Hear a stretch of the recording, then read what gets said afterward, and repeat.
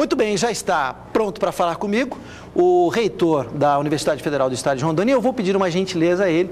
Eu sei que ao dirigir-me a ele, a maneira correta é chamá-lo de magnífico reitor, e ele é doutor, professor doutor. Eu vou tomar a liberdade de, em alguns momentos, chamá-lo de professor. E claro. Peço ao professor que me permita. Claro. Boa noite, professor. Tudo bem? Boa noite. Boa noite. Sinta-se à vontade e seja bem-vindo. Muito obrigado.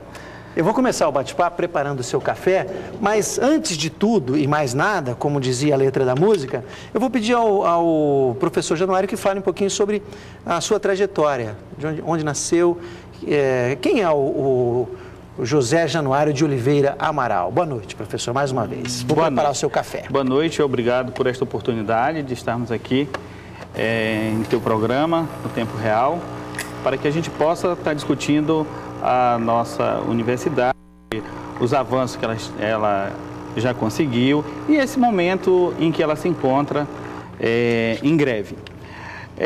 Eu sou uma pessoa que nasci na Amazônia, nasci no Acre, migrei, fiz a migração invertida, eu vim do Acre para Rondônia, estudei a minha vida toda na escola pública, estudei no 21 de Abril, no Major Guapindaia, estudei na Unif Geografia, depois fiz mestrado e doutorado na USP, então sou professor da carreira da universidade. E realmente você tem toda a liberdade de me chamar de professor, porque na verdade eu sou professor. Eu estou reitor, mas sou professor.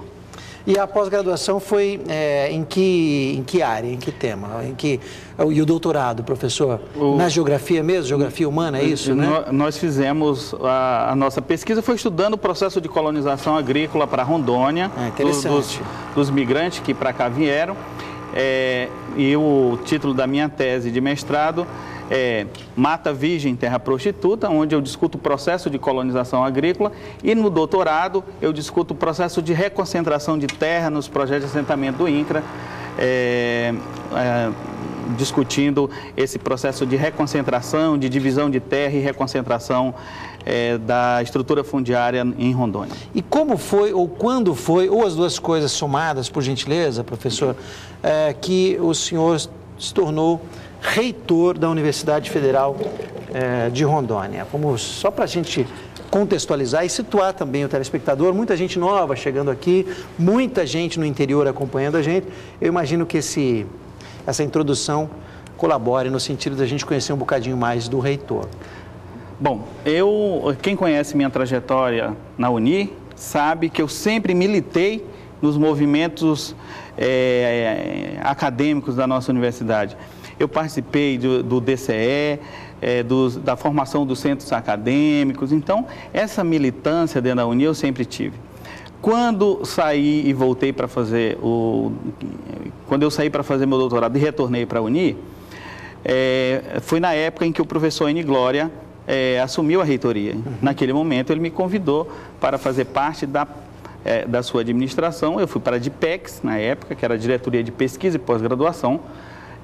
Eu fiquei 1 ano e pouco na DIPEX. Quando eu saí, transformei a DIPEX na Pró-Reitoria de Pesquisa e Pós-Graduação.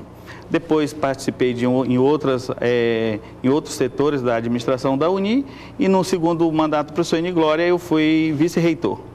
Então, fiquei vice-reitor 4 anos e depois fui eleito reitor no meu primeiro mandato. E exatamente 1 ano atrás, em novembro, teve a eleição do segundo mandato de reitor, no qual a gente está à frente da Uni. Eu queria que o senhor me explicasse e, ao me explicar também, eu tenho certeza que vai trazer uma informação importante para o usuário, para o telespectador, como é que é esse processo eleitoral? Quem votou? Qual é o universo da universidade? Que eu acho que é uma informação relevante também para a gente saber o tamanho da universidade e não apenas resumi-la ou deixá-la reduzida à região de Porto Velho. Ok, então veja bem, hoje na Uni nós temos 11 mil alunos, né? Nós temos 686 professores e 270 técnicos. Vale ressaltar que quando eu assumi a reitoria 5 anos atrás, nós tínhamos 284 docentes, então hoje nós temos 680 docentes, e nós tínhamos 6.800 alunos, então hoje nós temos 11 mil alunos. Então, nesses 5 anos, isso é resultado no trabalho hercúleo da nossa equipe, eu à frente da administração da universidade, mas também de toda uma equipe, que você não trabalha só. Então, veja bem, a eleição do reitor, e essa pergunta é importante porque outro dia uma pessoa que inclusive é esclarecida achou que eu era indicado para assumir a reitoria. Não, existe um decreto da presidente Dilma nomeando o reitor, mas é fruto da eleição dentro da universidade. Então, essa comunidade acadêmica, que é funcionários, alunos e docentes, eles fazem a eleição, que é uma consulta, na verdade, que se faz, e tem um peso para cada categoria, né? Então, tem uma lei que foi aprovada pelo Congresso Nacional e que determina que os docentes da universidade têm 70%, os funcionários e os alunos 15% na composição total do peso. Então, depois disso, depois que fazemos essa consulta à comunidade em geral, nós levamos esse resultado para o nosso conselho universitário. E aí este conselho, então, forma a lista tríplice e manda para o presidente da República, que nomeia sempre o que foi, que tirou em primeiro lugar, que foi o caso que ocorreu com a gente. E o senhor falou um tema interessante, me deu o gancho exato para eu poder fazer uma pergunta que eu gostaria muito de abrir com ela. Esse crescimento, professor, ele não significa que também foi um crescimento do problema? Ou seja, ela cresceu, a universidade chegou ao tamanho que está e muito do que falam os grevistas e muito do que a gente publicou também em reportagens aqui tem a ver com problemas pontuais que a universidade atravessa, nos campi do interior e no campus da capital. Não foi, talvez, um erro estratégico crescer demais? Eu não concordo e veja bem, a greve, o momento de greve, eu acredito que ela tem 3 pontos principais e depois eu volto aí a essa tua questão. Pois não, claro. Primeiro, acusam de corrupção. Esse grupo que está aí me acusa de corrupção. Veja bem, minhas contas foram aprovadas em todos os órgãos de controle, interno e externo, CGU, TCU. Então, existe uma fiscalização da CGU, do Ministério Público Federal, em cima de todos os procedimentos que nós fazemos. Essas contas foram aprovadas com ou sem ressalva? A conta de 2010 foi aprovada com 39 ressalvas, o que dentro o do ministro Fernando Haddad foi aprovado do mesmo jeito. Então, isso é absolutamente normal. Se você for ver as ressalvas que tem, não é uma ressalva que uma conduta errada do gestor Januário que ele fez, é alguma conduta errada em algum setor dentro da universidade, e aí as ressalvas é para que sejam corrigidas. E é possível Se corrigir. fosse errado, completamente errado, elas não seriam aprovadas. Então, elas foram aprovadas com ressalvas e vem recomendação. A gente faz um plano de providência para corrigir isso. Um outro ponto que eles alegam é com relação aos concursos públicos. Então, veja bem, o concurso público na universidade, o reitor não tem nenhuma ingerência do ponto de vista que possa imputar a minha pessoa. Por quê? Ela é realizada pelos departamentos. A universidade ela tem um sistema de cogoverno, onde existe a reitoria com a administração superior, as unidades acadêmicas com seus departamentos. Vou pegar um exemplo, o departamento de contabilidade, ele vai fazer o concurso, então o departamento em ata, ele vai escolher lá quem vai fazer parte da banca. O reitor nem participa deste departamento. O departamento encaminha uma banca composta de 3 professores e aí esses professores vão fazer parte da banca, é aqueles professores que vão corrigir e vai, enfim, dar o resultado do concurso. Além do mais, nossas provas elas estão escritas e arquivadas e estão gravadas as provas didáticas para que os órgãos de controle possam verificar qualquer concurso da UNI. Hoje a transparência é muito grande com relação e a fiscalização dos órgãos de controle. E uma outra questão da gestão.